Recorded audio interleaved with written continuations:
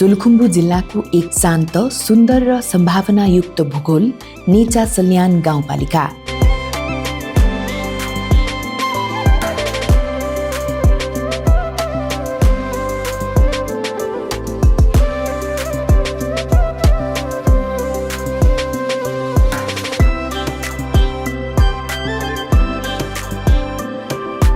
जिल्लाकै सानो स्थानीय तह भए पनि प्रकृतिले दिएको सौन्दर्य र विविधतामा नेचा सल्यान अतुलनीय छ।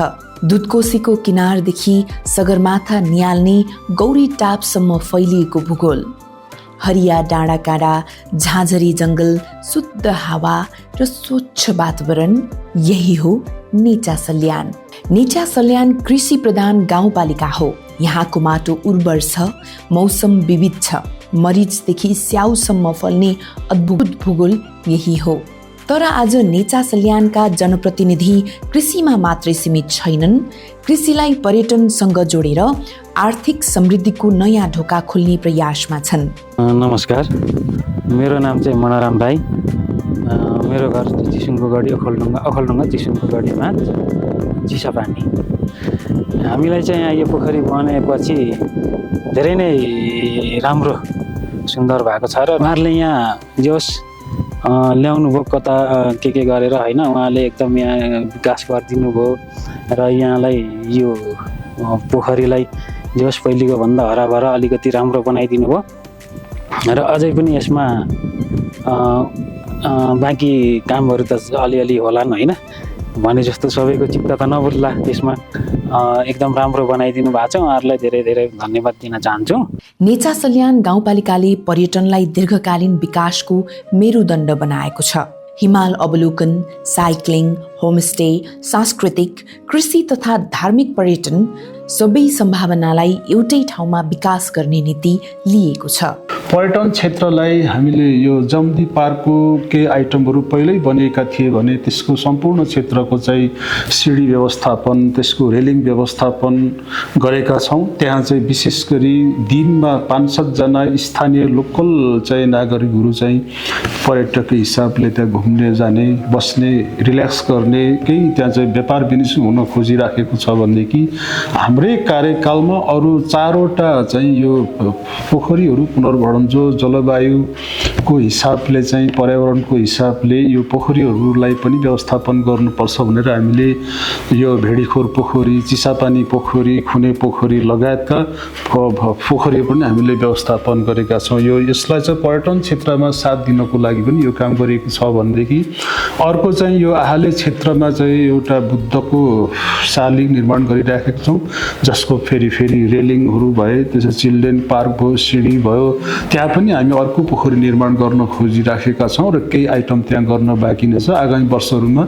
पर्यटन क्षेत्र हिसाबले त्यहाँ लगानी गर्नेछौँ भने अन्तिममा चाहिँ हामीले यो गौरीटाप स्थलमा चाहिँ हामीले यो जिप लाइन भयो, त्यसपछि साइक्लिङ, क्लाइम्बिङ, अनि त्यसपछि अर्को चाहिँ यो पिङ लगायतका धेरै 5वटा आइटमका चाहिँ कार्यक्रम पनि त्यो टेन्डर भएर केही कार्यक्रम अगाडि भइसकेको छ। लगभग यो माघको अन्तिम या फागुनको पहिलो हप्ताभित्र यो 5वटा आइटमको जिप लाइनहरू सुचारू हुने जानकारी गराउँछु भने सेकेन्ड लटमा चाहिँ मेडिटेसन हल, त्यसको चाहिँ लाइटिङ व्यवस्थापन, सडक व्यवस्थापन, खानेपानी लगायतका धेरै 5-7 आइटमको करिब 1,55,देखि 60 लाख हारारीको कार्यक्रम दोस्रो टेन्डर मार्फत चाहिँ कार्यक्रम हुने अवस्था छ। पर्यटक क्षेत्र पनि हामीले यसै काम गरेका छौँ। पर्यटकीय क्षेत्रको प्रवर्धनको लागि यो गाउँपालिका महत्त्वपूर्ण छ। यहाँ हामी भौतिक संरचना निर्माण गर्ने सँगसँगै यहाँको प्रवर्धनको लागि गाउँपालिकाको हरेक क्षेत्रमा हामीले समानुपातिक हिसाबले र त्यहाँको भौगोलिक अवस्था अनुसार पर्यटकीय क्षेत्र बनाउनको लागि हामी विशेष योजना बनाएर काम गरिरहेका छौँ। अहिले निर्माणाधीन अवस्थामा छौँ।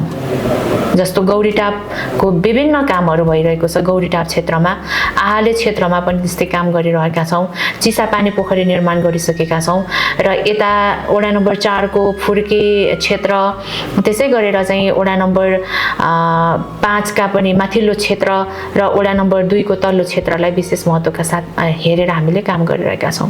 हामीले पर्यटन प्रवर्धनका लागि निकै सोचबुझ गरिरहेका छौँ। नेचर सल्यान गाउँपालिका आफैमा पनि पर्यटन प्रवर्धनका निम्ति चाहिँ एकदम सुन्दर वडा छ। हामीले पटक कुरा भइरहेको छ।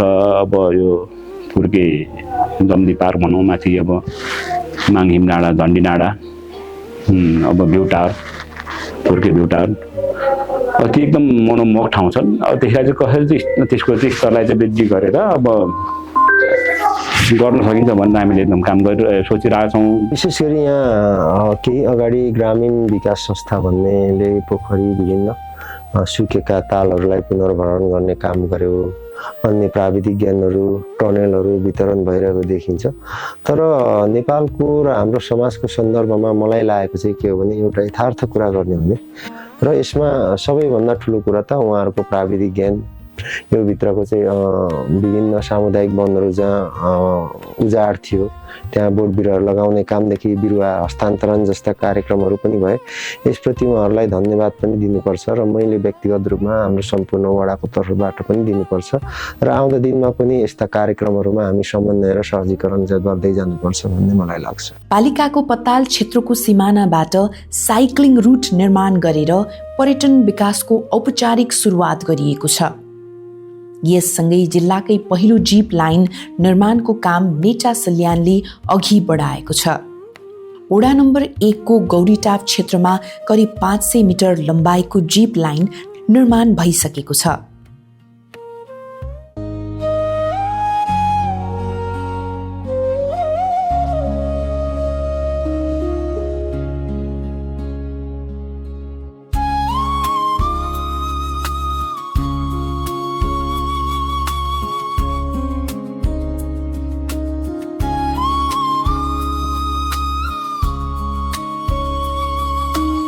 नेचा सल्यानमा परम्परागत पोखरीहरू नयाँ जीवन पाउँदैछन्। विभिन्न दात्री निकाय संघको साझेदारीमा भेडीखोर, फुर्के, चिसापानीका पोखरीहरू पुनर्भरण गरिएका छन्। आज यी पोखरीहरू साँच्चै मनमोहक पर्यटकीय स्थल बनेका छन्।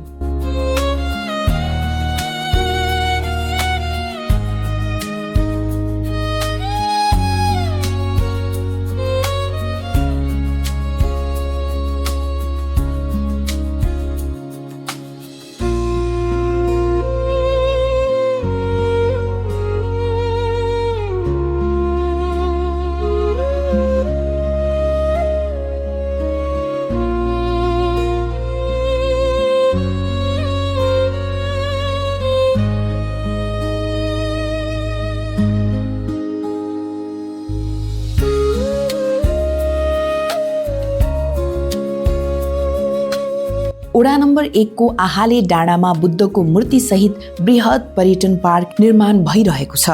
मन्दिर, गुम्बा, गुरुकुल, योग र ध्यान केन्द्र नेचा सल्यानलाई आध्यात्मिक गन्तव्य बनाउने प्रयास तीव्र छ।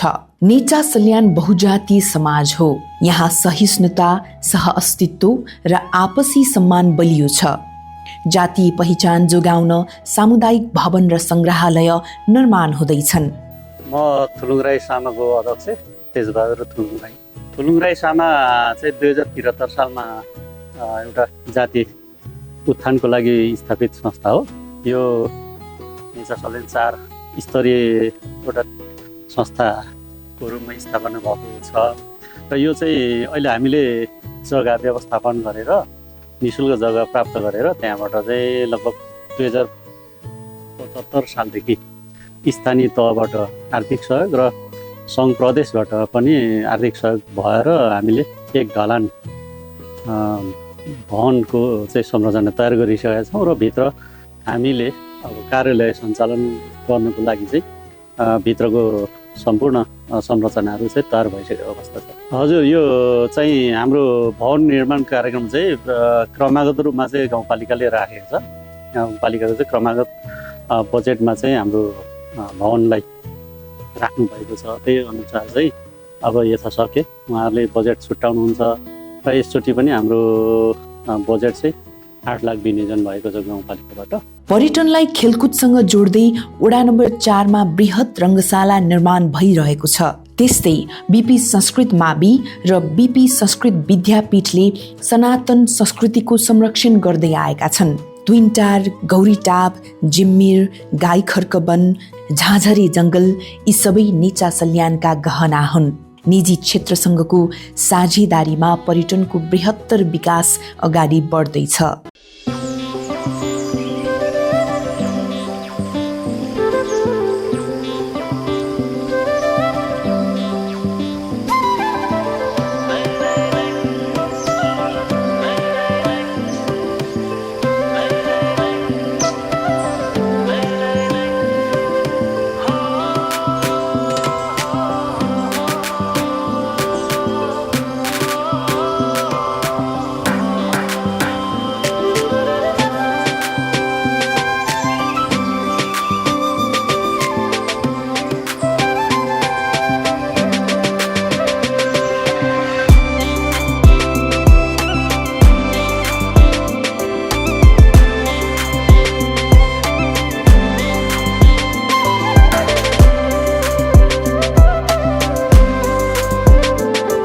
सानो गाउँ ठुलो सपना, कृषि, पर्यटन, संस्कृति र आध्यात्मको सङ्गम नेचा सल्यान गाउँपालिका।